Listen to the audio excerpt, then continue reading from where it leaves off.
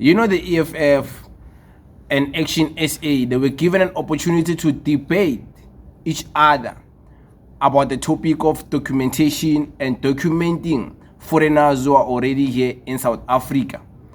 I want you guys to listen to the debate with an open heart, with an open mind, and listen for better understanding. Don't listen because you're quick, you wanna be quick to comment, you wanna be the first one to comment. Listen to understand. Who makes more sense, the EFF or the ActionSA? Who is proposing something that is practical and not just emotionally charged, EFF or ActionSA? And then you're gonna make your own judgment, your own conclusions, and based on how you decide who makes more sense will say a lot about you. It is what it is. Can you watch this? Thank you very much. The EFF has a solution, and the solution that the EFF brings forward is that the people who are already here, Thabo, they are already here, they are within our borders. And as I've said earlier on, that the figures might be in millions, between 3 and 5 million. So the easiest way, Thabo, is to rather document these people. Let's document these people. And in that process of documentation, we will be able to pick up those who are not supposed to be in the country, who are fugitives, those who have committed criminal acts and so on. We'll be able to easily pick them up instead of spending so much money just to deport 20,000 people who are going to be here in a short space of time. What would be the cost of documenting the 3 to 5 million? I see Lerato is shaking her head. I'm going to come to you now, Lerato. But what would be the cost of it compared to, I suppose, what is being spent right now with deportations? No, it's much more cheaper to document these people than to deport them.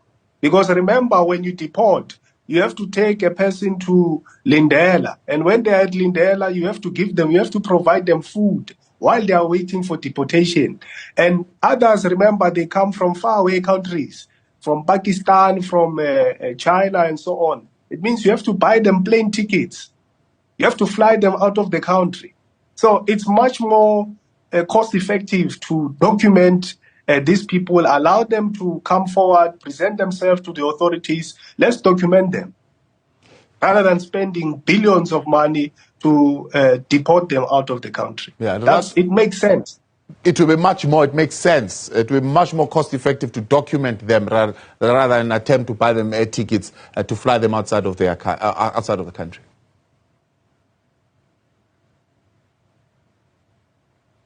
Lerato? No, it absolutely makes no sense. Sorry, Thabo. I thought you were still talking to Thapelo. You can't make what is illegal and make it legal.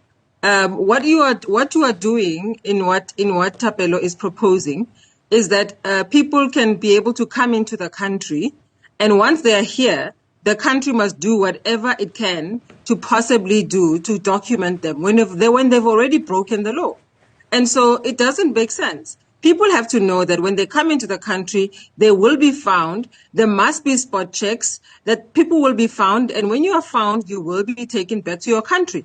Let it be more difficult for people who are coming into the country more nefarious, under nefarious circumstances, to want to come to the country. Right now, as it stands, what Thapelo is proposing is that you are giving people incentives to come to the country because all they have to do is to get here. Once they are here, then the country and South Africa must do all it possibly can to document them. It doesn't make sense. It's counterintuitive.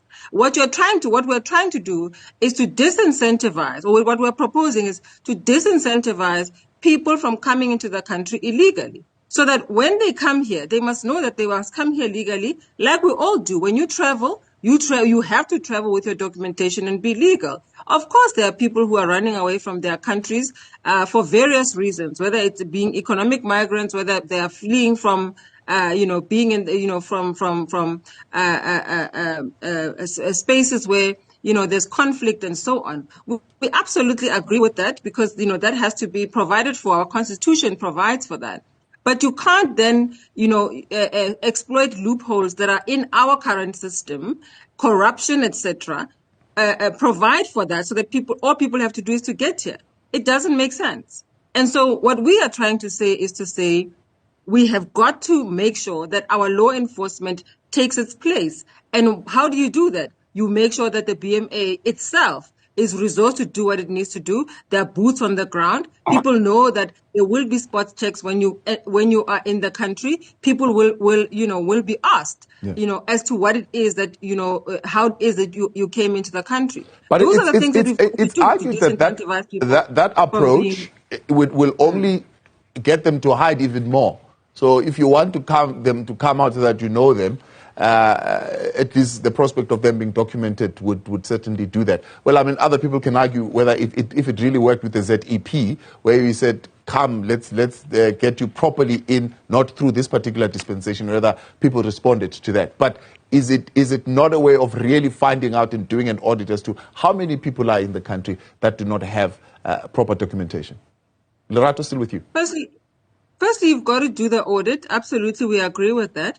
But you can't keep on, being lenient. Anywhere else in the country, this is what is amazing for us, that, in South Africa, South African and the South African system has to apologize for upholding the rule of law. It's crazy, to some of us. You've got to make sure that people know that you can't be sitting in South Africa. First of all, you can't be hiding forever.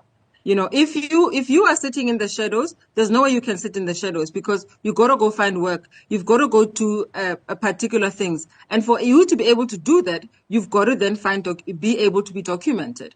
And so the backlogs that are within the system and the clogs that are in the system is what we've got to fix. And so when we did the oversight a couple of weeks ago, we were assured by Home Affairs that backlogs were being dealt with. And that's what we are looking forward to. They said to us that by the end of October, the backlogs in the system will have been dealt with, and that's what we are looking forward to. The 30th of October or the end of October is fast approaching. We will be asking them for that deadline to find out whether they've been able to carry out that work. And then from there, we will hold them accountable as to how it is that they're managing to process the work of documenting the people who are already here. Yeah.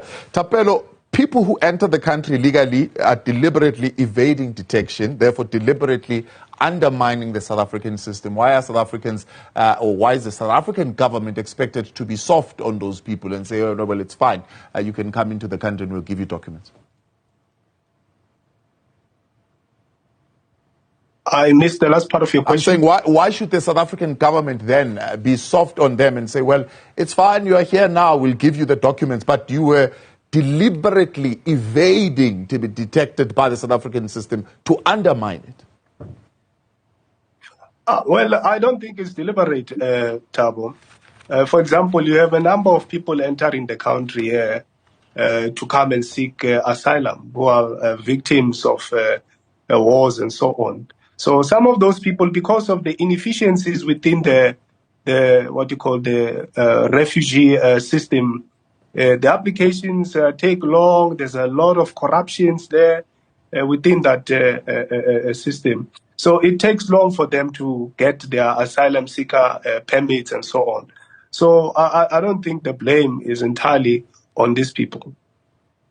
So the program, though, is available for asylum seekers. Does that mean you must then circumvent the situation or the processes of the country if you are seeking asylum? Why don't you go through the proper processes, proper channels?